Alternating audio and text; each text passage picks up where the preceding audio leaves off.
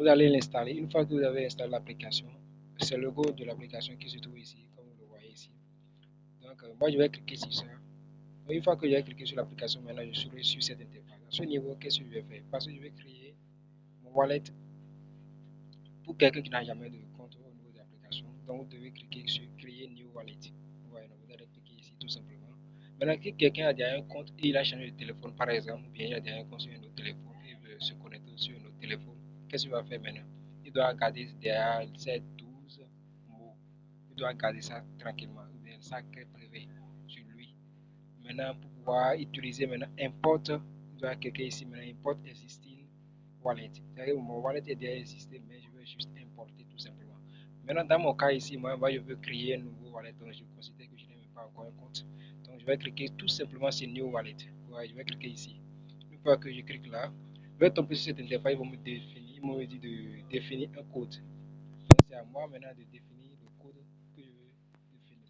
Donc, je définis un code tout simplement. C'est le code que je dois utiliser tout simplement. Donc, je vais définir un code au hasard. Moi, je n'ai pas besoin de dire mon code. Voilà.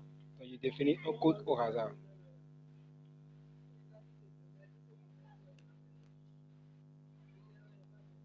Voilà, j'ai défini, une fois que j'ai défini mon code, vous allez constater que je vais définir le code une fois.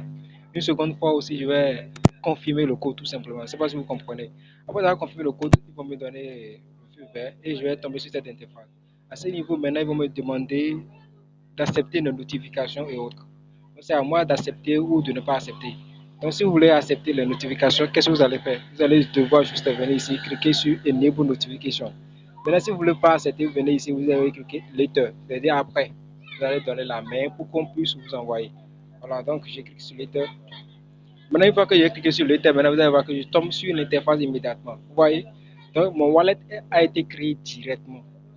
Oui, c'est pas compliqué pour créer un compte, un wallet, un portefeuille au niveau de l'application.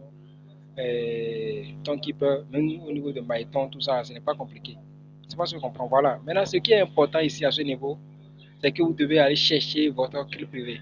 Par exemple, ça, votre wallet n'est pas encore en sécurité. Parce que si vous perdez votre compte, pour pouvoir le récupérer, c'est à base de vos clés privées. C'est très important de garder.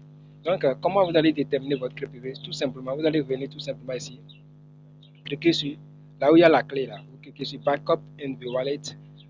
Voyez, donc vous allez cliquer sur ça. Une fois que vous allez cliquer sur ça, il va vous dire attention, il va vous donner des préoccupations. Il va vous donner des, comment je vais dire,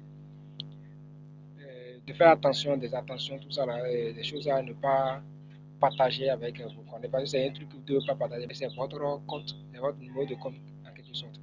Donc, je vais cliquer sur continuer ici. Vous voyez, je vais cliquer sur continuer. Donc, j'ai dit, j'accepte toutes ces recommandations, tout ce qu'ils m'ont dit. J'ai bien lu, j'ai compris. Donc, je mets continuer. Une fois que je mets continuer, c'est pour vérifier effectivement si c'est moi, le propriétaire, qui veut aller récupérer la clé privée. Parce que si quelqu'un d'autre prend ma clé privée, c'est fini, c'est que c'est fini pour moi. Mais si moi, j'ai le mot de passe d'entrée, ça ne sert à rien. La personne peut prendre ça et aller créer, aller recopier ça sur un autre téléphone et c'est fini. C'est pas ce qu'on peut. La personne peut prendre ça et aller importer ça sur un autre téléphone, c'est fini. Même si j'avais 1000 dollars ici, personne ne peut m'aider parce que c'est un compte décentralisé, c'est pas un compte centralisé. En fait. Donc, personne ne peut m'aider. Même eux-mêmes, le service clientèle ne peut pas m'aider pour un truc du genre. Donc je vais confirmer effectivement pour voir. Donc c'est pour ça qu'ils m'ont demandé le mot de passe. Donc je vais mettre mon mot de passe que j'avais choisi. Donc, j'ai mis une fois que j'ai mis le mot de passe, maintenant vous allez constater qu'au niveau de mon écran, bien vrai que je vais le casser. Oui, parce que je ne peux pas partager avec vous. Voilà, donc vous allez constater qu'il y a les 24 mots. Vous voyez? Donc vous allez prendre soin de les noter dans un cahier de notes pour garder si vous voulez utiliser correctement ce wallet. Parce que quand vous allez utiliser wallet et vous avez un peu de soucis, ils vont vous demander de mettre vos 12 mots, bien 24 mots. Ici, c'est 24 mots. Donc vous devez les mettre dans l'ordre. Une fois que vous mettez en désordre, personne ne peut vous aider. Voilà. Donc les 24 mots qui sont ici, donc je vais écrire ça rapidement. Je vais essayer de noter ça quelque part. Une fois. Donc je vais noter ça rapidement quelque part. Maintenant après ça, je vais cliquer sur backup. Mais il y a un truc très intéressant, c'est qu'ils vont vous poser quelques questions, ils vont vous donner des pièges pour vous montrer effectivement si vous avez noté ou pas. Donc si je clique sur check backup maintenant, ils vont me poser des questions si effectivement j'ai noté ou pas. Donc je vais cliquer sur ça. Vous voyez, non? Ils m'ont demandé de donner le mot qui est au niveau du 3 maintenant. Vous voyez? Donc, ils m'ont demandé aussi effectivement de me donner le mot qui est au niveau du 13 et donner le mot du 19 aussi. Donc, une fois que je vais mettre les noms là, je vais cliquer tout simplement sur down. Vous voyez? Donc, c'est un peu ça ce que je vais dire. Si maintenant, qu'est-ce que je vais faire? Moi, je n'ai pas noté le truc parce que c'est dans une petite vidéo. Donc, je vais aller en arrière pour voir correctement les mots qu'ils m'ont demandé. Je vais aller voir, noter maintenant. Et une fois noté, je peux revenir maintenant et mettre les mots là à la place.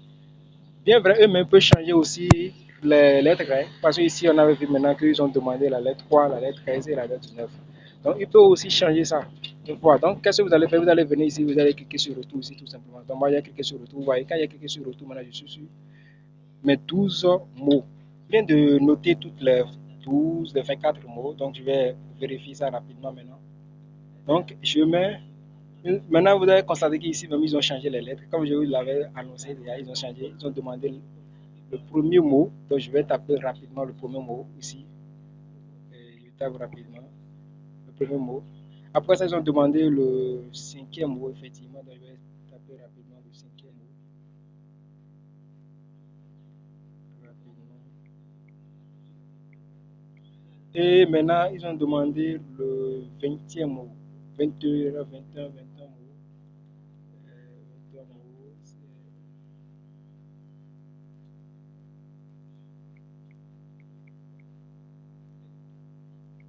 Voilà, une fois que j'ai tapé toutes les trois mots, les mots qu'ils m'ont demandé, je vais cliquer sur down. Ici, vous allez cliquer sur down. Ici, c'est que vous allez cliquer sur faire. Une fois que vous cliquez down, maintenant, ça montre effectivement que vous avez copié les trucs là. Donc, vous avez votre interface avec votre adresse de réseau ici.